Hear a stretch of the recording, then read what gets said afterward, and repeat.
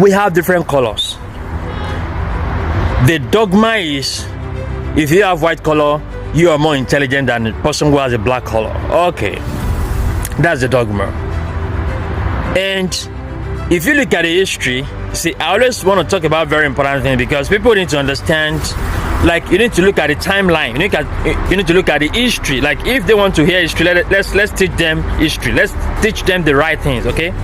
Because we know they might have even, been manipulative in how they portray the history, how they tell the story and all that. They say the story of the hunting, we always favor the hunter when lion is not telling his own story, right?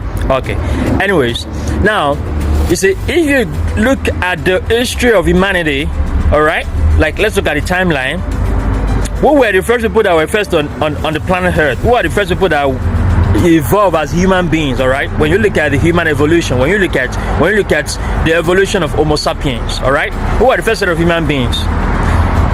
You said they were blacks, because even though some of their researchers, they found out, okay, now humanity emanated from Africa, even though they will not say some major part of Africa, but they say, oh, some eastern part of Africa, whatever. Okay, they know humanity emanated from Africa. All right, if humanity emanated from Africa, all right, so which means in the early civilization and development, all that happened because of the blacks. All right, all the things that we now were able to develop on, all right, all the development that we now having were leveraged on from the early development and civilization that were done by the black people. All right, now up to, like, say 14th, 15th century, do you know Africans or black people in the world were the one ruling the world? They were the one civilized. All these things that you're talking about civilization now, do you know there were things that Africans or black people invented that time that up till now they don't know how they invented those things? They don't know how they created those things. Look at the sculptures, the hearts that they have in many of their museums in all these European countries.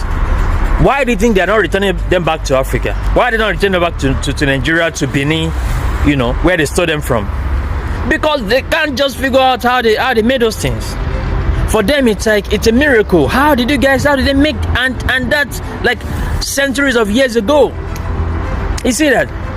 So, if to talk about development, if to talk about creativity, if to talk about innovation, if to talk about civilization, Africans or black people were the frontiers. They were the pioneers of these things. What are these guys talking about? What are these guys doing?